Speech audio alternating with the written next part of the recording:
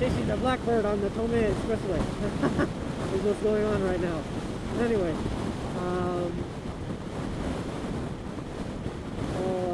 oh yeah, I was riding until midnight last night because it took so long to ride through the city, you know. I didn't want to take the expressway because I'm like, man, I'm racking up all these tolls, you know. And then, man, I need to go to a rest stop. I gotta go pee. Anyway, yeah. So and then I got to Shinjuku, and I'm like, there were just like people everywhere, and it's midnight, you know, everywhere, taxis, cars everywhere. I was like, I just fucking blew my mind. I was like, kind of just like, yeah. Like I said, it blew my mind. I was like, oh shit, man, I don't really know if I can find parking here. I saw some parking areas, and I was like, fuck, man, I don't know if they're gonna know how to pay or whatever, you know. So I decided to just park it at the office, the JBR office. So I wound up going to the JBR office. It just took a little bit more longer, and then I had to take the train. And then the train, no, okay, I guess I wasn't running at midnight because I got on the train at midnight.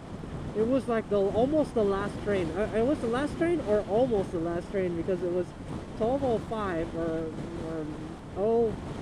0:05 hours. It was like the last train. And I couldn't believe it. I was looking at my watch and like, okay, it says the train's gonna come at 0:05 hours, right? And sure enough, I like at 0:04 minutes and like 45 seconds, I hear a train coming.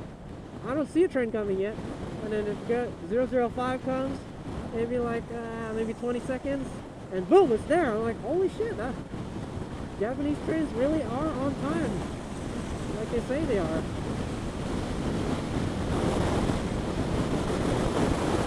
Woo!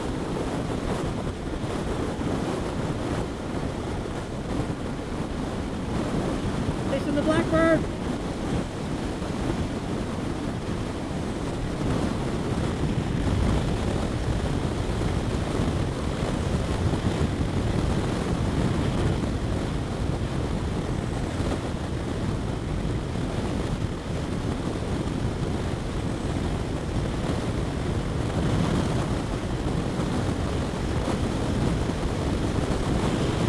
Well, do 133 kilometers. It does kind of vibrate at 130 though. Just a little bit. The whole bike vibrates.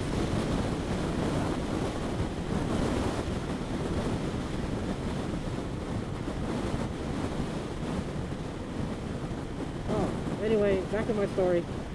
I can cut that out. Anyway, yeah, so yeah, I was amazed the train was on time. And then yeah, then I took the train to the capsule station. It was actually not that far, and yeah, it was kind of, Shinjuku is a kind of seedy place at night, I'll tell you. If you're a foreigner, if you look like a foreigner, you will be solicited for stuff, and I won't get into that, you know, but yeah, they know like, oh, you're a foreigner, you speak English. I mean, I guess it's kind of nice. It's kind of nice to find somebody that speaks English. But yeah, there was this guy, he asked me like, oh, can we have a drink or something? I'm like, I don't really want a drink right now. I'm really fucking tired. Well, that's what I'm saying in my head. I'm like, man, I'm really fucking tired. I really just want to go to sleep right now. And yeah, so he led me to the Capsule Hotel, which is nice because that thing was hard to find. I'd be walking up and down the block the whole time looking for it and get solicited more, you know? And then, man, only 10 more kilometers to go when I get on the freeway. Anyway, yeah, so so I went into the Capsule Hotel. I was like, oh man, yeah, I know. I was like, kind of like, oh man, I really don't want to come here again. It's kind of shady looking area. And then what happened after that? I went to the Capsule Hotel. And, you know, I liked it. It was a good experience. You know, I wanted to experience what it was like to stay at a capsule hotel. And you know what? I liked it. I liked it a lot. It's probably not good if you're with someone else, like a significant other. But yeah, you go in, you check in, and then it was funny. The guy was telling me like, in the locker is a yukata. you can use it to, you know, you wear the yukata when you go in the capsule, I guess. I guess you're supposed to leave your stuff in the locker.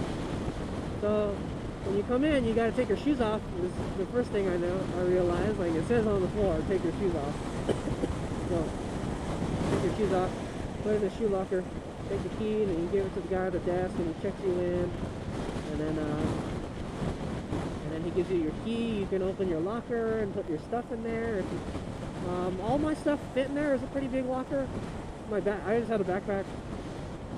If your stuff doesn't fit in there, you can just put it on top of the locker, and hopefully nobody will mess with it.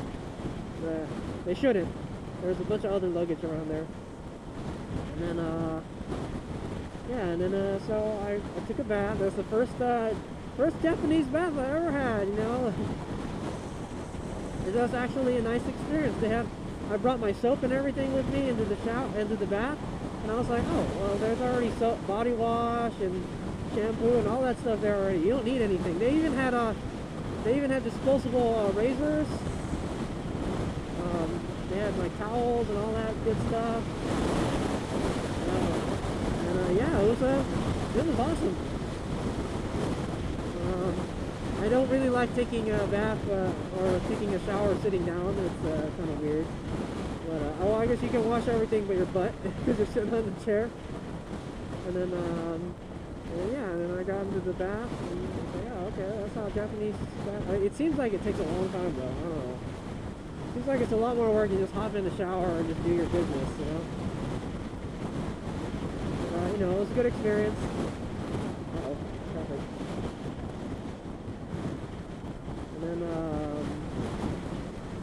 And yeah, and then I went to the capsule, and then I went to sleep. And I didn't get to sleep until like 1:30. Yeah, about 1:30, and I charged everything. They have like little power ports in the capsule. The capsule's actually pretty roomy. I say you can probably stack, I don't know. If you were to stack myself up 3 or 4 tall, you can probably fit that many people in there. It was a good size, you know. You can kind of like punch, you can like kind of sit up a little bit in there. So it's just a little sleeping pad with a little pillow and a blankie. I didn't really use the blankie. Oh yeah, another thing.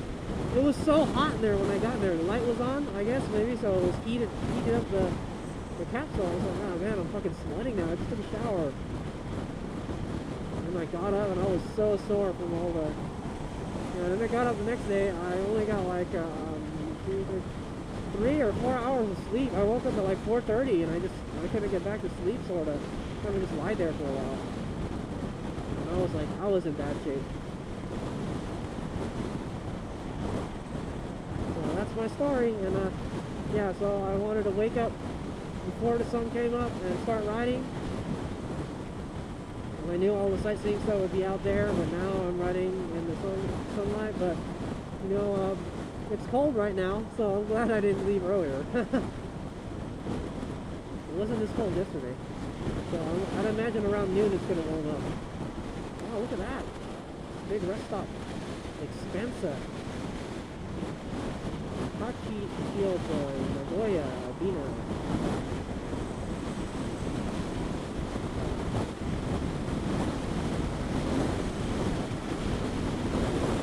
I wish this bike had cruise control. Yeah, in fact, I don't know, all bikes with like electronic throttle should have cruise control. I don't see why not. Same thing with the cars, right? I don't know what car doesn't go with cruise control nowadays. Anyway, that's me ranting on. Coca-Cola! Yeah, Coca-Cola sells some interesting drinks in here, over here. JCT in 1 kilometer. Looks like I gotta go pay the piper again.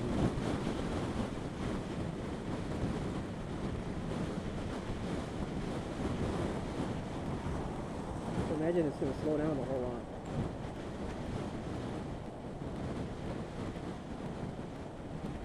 So we're still on the Tomei Expressway.